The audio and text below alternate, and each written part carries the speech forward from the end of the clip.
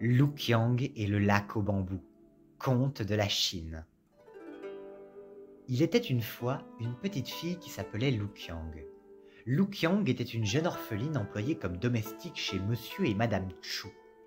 Ces gens-là possédaient de grandes plantations de thé, d'immenses champs de canne à sucre et des rizières qui s'étendaient à perte de vue. Ils étaient, comme vous pouviez le voir, très très riches. Mais hélas, aussi avares que riches. Ils comptaient tout, surveillaient tout, craignaient toujours qu'on les vole. Ajoutez à cette avarice démesurée une belle dose de bêtise et de cruauté, et vous avez devant vous les Chu. Des gens parfaitement désagréables. Que dis-je désagréables? Oh Dieu, oui! Et surtout avec les êtres fragiles sans défense, comme la petite Luqiang.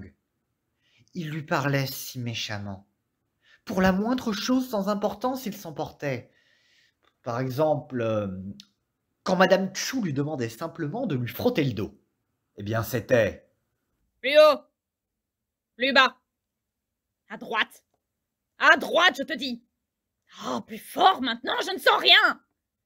Mais elle va m'arracher la peau, l'imbécile. Pourtant, la petite Luqiang était douce et docile. Elle essayait de faire de son mieux. Elle accomplissait si bien toutes les tâches qu'il lui confiait, même les plus fatigantes, comme ces pierres brûlantes qu'elle devait transporter.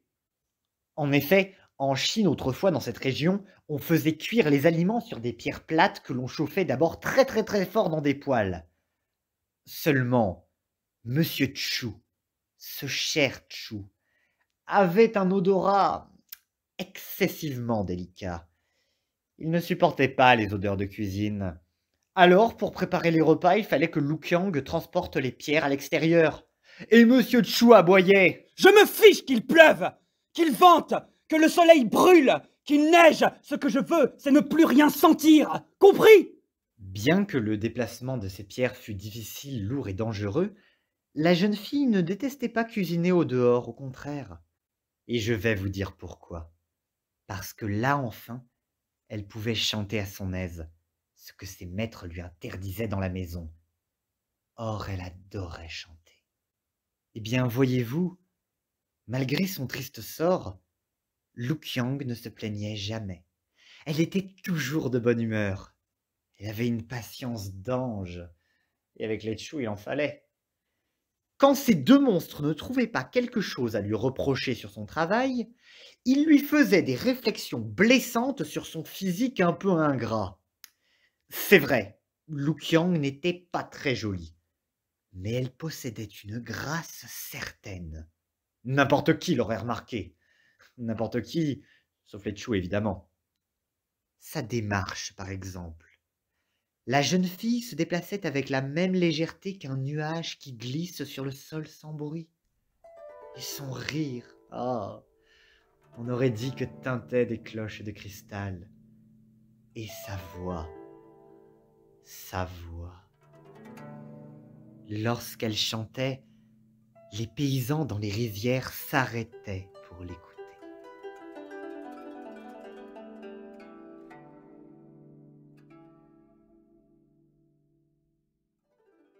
Un soir, et c'est là que commence réellement mon histoire, les Chu donnèrent un grand dîner en l'honneur d'un personnage important, un célèbre mandarin, je crois. Ils avaient revêtu leur costume de fête. Lui avait noué ses cheveux en chignon dans lequel il avait implanté une épingle en or. Elle avait accroché à sa coiffure une grosse pivoine pourpre et attaché à son cou le plus beau de ses colliers de jade. Toutes les lanternes étaient allumées. Les rouges sont celles réservées aux jours de joie.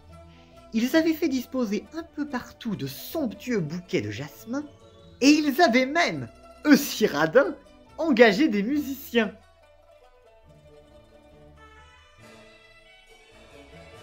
La table regorgeait de plats, tous plus succulents les uns que les autres. Poulet à l'ananas, pousses de bambou au miel, nid d'hirondelles, travers de porc au caramel et quant aux pâtisseries, fermez les yeux et imaginez des rouleaux de crêpes fourrés à la mangue et des petits chaussons farcis de papaye gelée et d'amandes, Oh, quel régal!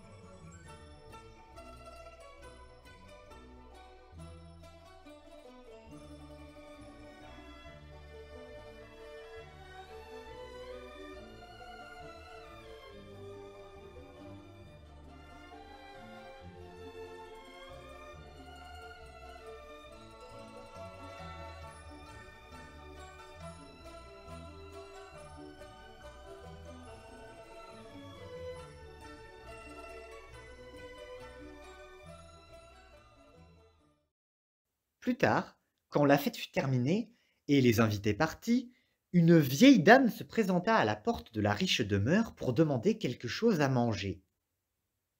Eh bien, nos deux monstres l'ont chassée, et avec une pluie d'injures en plus.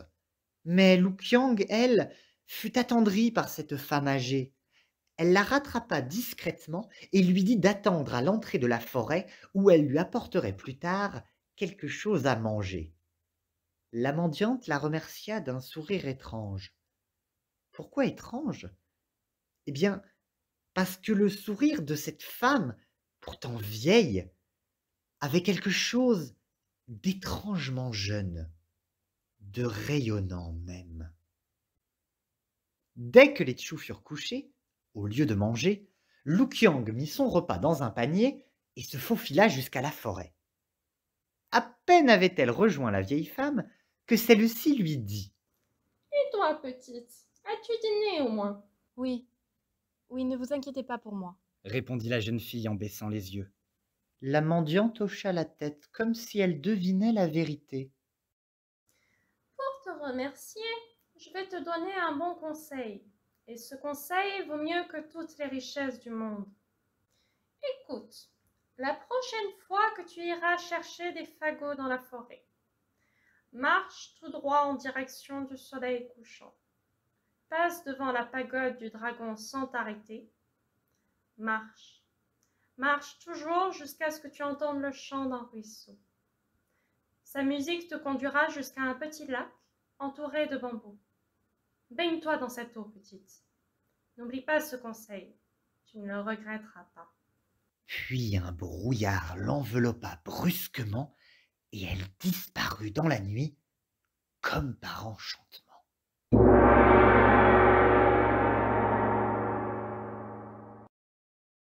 Le lendemain, Il n'y a plus de bois, il n'y a plus de bois, plus de feu, il n'y a plus de feu, plus de cuisine. Comment comptes-tu allumer le poêle pour préparer notre déjeuner, hein? Qu'attends-tu pour aller chercher des fagots? Que la forêt vienne à toi? Lu Qiang obéit donc et partit chercher du bois. Dans la forêt, elle alla en direction du coucher du soleil comme lui avait conseillé la mendiante. Elle reconnut la pagode du dragon, passa devant et marcha jusqu'au moment où elle entendit le bruit d'un ruisseau. Il glougloutait si agréablement ce ruisseau qu'on aurait dit du zeng, une sorte de harpe. La jeune fille se laissa guider par ce joli chant jusqu'au fameux lac au bambou. Elle pénétra avec délice dans l'eau fraîche, d'autant plus volontiers que ce matin-là, il faisait très chaud. À peine son petit pied avait-il touché l'eau que les fleurs de lotus flottant à la surface s'ouvrirent en même temps. Quel accueil charmant! Une autre chose l'étonna encore, le chant du ruisseau. Il s'était peu à peu transformé en une vraie mélodie.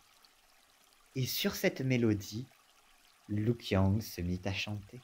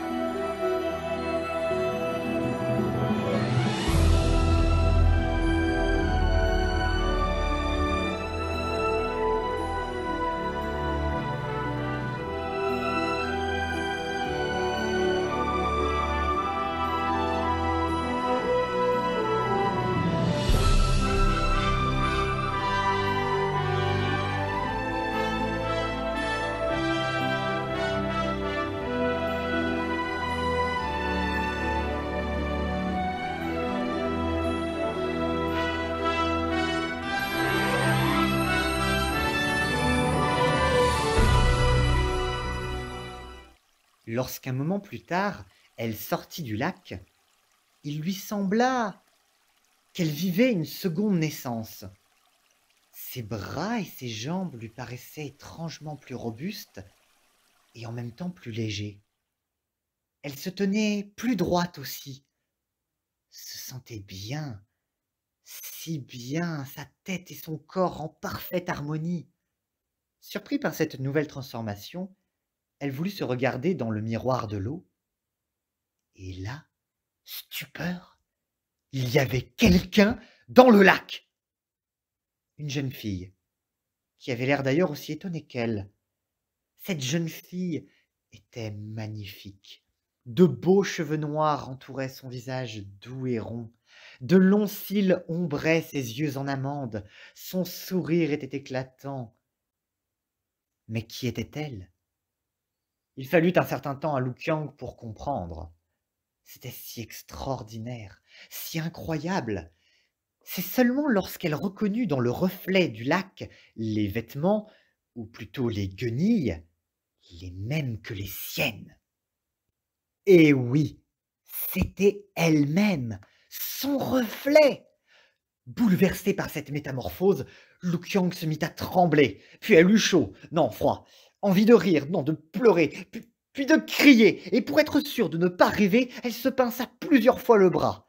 Elle ne savait plus qui remercier, la vieille mendiante, le génie des forêts, ou Guanyin, la déesse de la bonté. Et là encore, le chant du ruisseau se changea de nouveau. Il se fit plus entraînant une fois encore, comme s'il comprenait le bonheur de Lu Qiang et qu'il voulait l'inviter à danser. Mais au bout d'un moment, la jeune fille repensa au bois qu'elle devait rapporter. Aussi s'empressa-t-elle de rassembler des fagots, de les attacher avec 2 extrémités d'un bâton qu'elle posa sur ses épaules. Mais à votre avis, les Tchou à son retour, l'ont-ils reconnu? Mais qui êtes-vous? Comment osez-vous entrer chez nous? Mais ce sont les vêtements de notre domestique que vous portez? Bien sûr, puisque c'est moi. Je suis Lu Qiang. Les Tchou reconnurent en effet sa voix. Mais visiblement quelque chose leur échappait. Ils la regardèrent un moment, bouche bée, les yeux écarquillés, très impressionnés par sa beauté. Puis ils tournèrent autour d'elle sans parler, les sourcils froncés, essayant de comprendre. Le mystère de cette transformation commençait à les agacer. Ils brûlaient tellement de curiosité, d'envie et de jalousie. Peut-on savoir ce qui t'est arrivé? Oui, si ce n'est pas trop te demander. Alors, à qui dois-tu ce phénomène? Réponds! Peut-être que mademoiselle veut garder ce secret pour elle. Mais non, pas du tout. Je vais tout vous dire. Vous voyez, sa beauté toute neuve n'avait en rien changé la bonté de son cœur. Lu Qiang leur expliqua tout dans les moindres détails, les précieux conseils de la mendiante, la jolie musique du ruisseau, le bel accueil des fleurs de lotus, et surtout le bien-être qu'elle avait ressorti en sortant de ce lac au pouvoir magique. Les Tchou l'écoutèrent avec beaucoup d'intérêt, et dès qu'elle eut terminé son récit, ils partirent en courant. Pour aller où?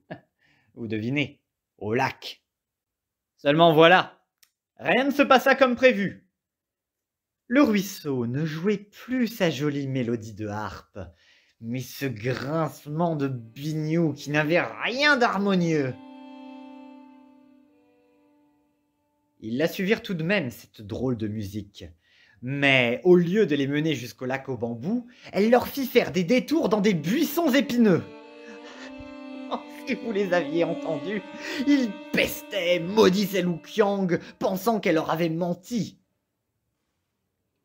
Lorsqu'ils arrivèrent enfin au fameux lac, ils s'y précipitèrent aussitôt, impatients d'y trouver jeunesse et beauté. Mais les fleurs de lotus à leur contact se fanèrent instantanément, et l'eau limpide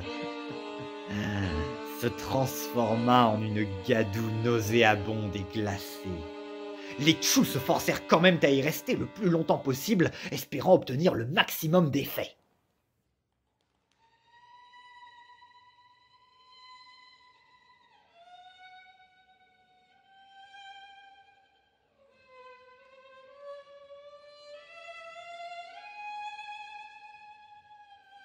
Pendant ce temps-là, Lu Qiang avait repris son travail.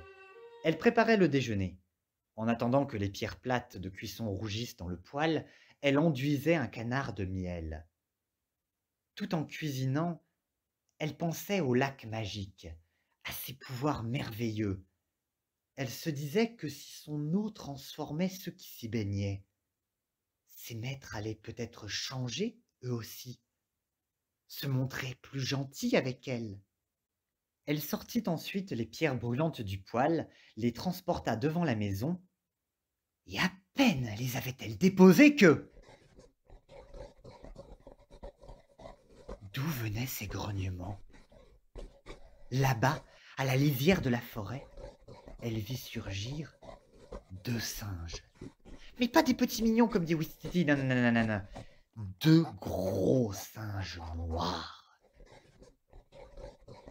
Ces singes se dirigeaient vers elle. Ils avaient l'air si féroces que la jeune fille prit peur et courut s'enfermer dans la maison. Les singes donnèrent alors de grands coups dans la porte. Ils voulaient absolument rentrer.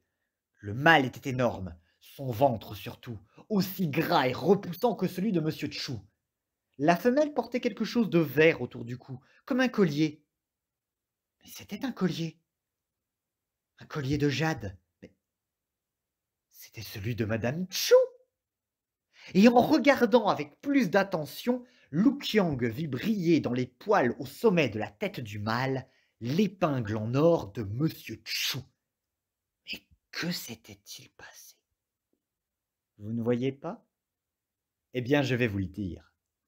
Quand les Chu en eurent assez de l'eau puante et glacée, ils retournèrent sur la rive et furent aussitôt pris de démangeaisons terribles. Ils se grattèrent, et aux endroits où ils se grattaient, de longs poils poussaient en abondance, de longs poils noirs. Bientôt, ils en furent recouverts entièrement. En même temps, des rides creusaient leur visage profondément. Ils se regardèrent et poussèrent des cris d'épouvante. Ils étaient bel et bien transformés en singes. Ils voulurent appeler au secours, mais leur gorge ne laissait sortir que des grognements incompréhensibles. Affolés et désespérés, ils coururent ensuite jusqu'à leur maison pour se venger. Ils étaient devenus fous furieux à présent. Ils tambourinaient contre la porte avec une violence inouïe. Lu Qiang, terrorisée, supplia la déesse Guan Yin de lui venir en aide. Et aussitôt elle vit apparaître la vieille mendiante. Ne crains rien, petite. Tes maîtres ont eu ce qu'ils méritaient. L'eau du lac au bambou transforme les gens selon leurs qualités et leurs défauts. Celui qui est bon aura une beauté aussi pure que celle de son âme. Mais celui qui est mauvais subira son juste châtiment. Au fur et à mesure que la vieille femme parlait, ses rides s'effaçaient l'une après l'autre, et peu à peu, elle retrouvait son vrai visage, celui de la déesse Guan Yin. Mais dehors, les grognements des singes devenaient de plus en plus menaçants. La rage leur faisait faire des bonds énormes. Que va-t-il se passer? Souffla Lu Qiang, qui redoutait la vengeance de ses maîtres singes. Ils n'auront plus besoin de cette maison maintenant. Leurs biens sont devenus les tiens. Vis ici en paix. Mais où vont-ils vivre alors? Ne t'en fais pas pour eux, petite. Ne t'en fais pas. Dit la déesse en la prenant par la main et en la conduisant jusqu'à la fenêtre. Dehors, les maîtres singes s'étaient tus. Épuisés par leur colère, ils voulurent s'asseoir. Et comme la seule chose plate qui se présentait à cet endroit était... Vous voyez? Les pierres brûlantes. Vous imaginez alors la suite? À peine assis, ils se relevèrent aussitôt, les fesses toutes brûlées. Leur douleur était telle qu'ils prirent la fuite vers la forêt et on ne les revit plus jamais. Lu Qiang, quant à elle, vécut heureuse toute sa vie dans l'ancienne maison de ses maîtres singes. Elle l'avait méritée, cette maison, non pas par sa naissance, mais par ses actes. La bonté est toujours remerciée, là où la méchanceté est toujours punie.